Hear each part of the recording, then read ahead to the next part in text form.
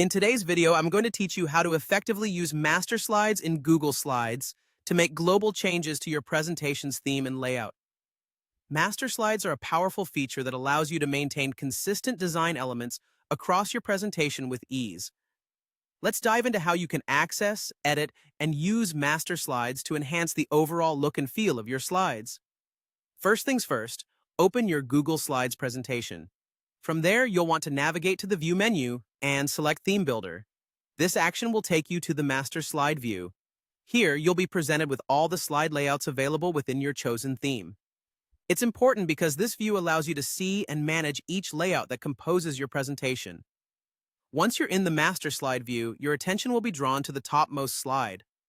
This is the overall master slide.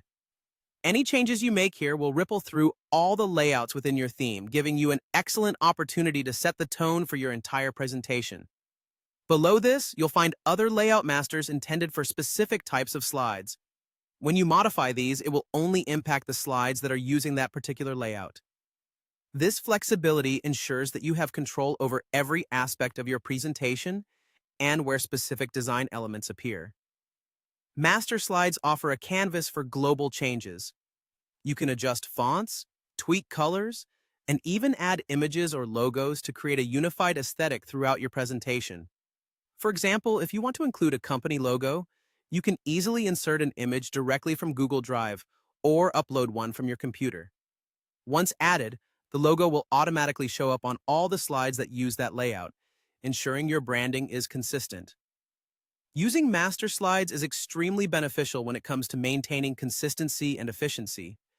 With master slides, the design elements like logos, fonts, and colors remain uniform, making your presentation look professional and cohesive.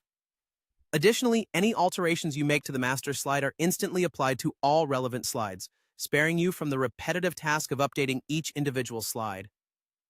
After you've made the necessary edits and ensured everything looks good, you'll need to exit the Master Slide view.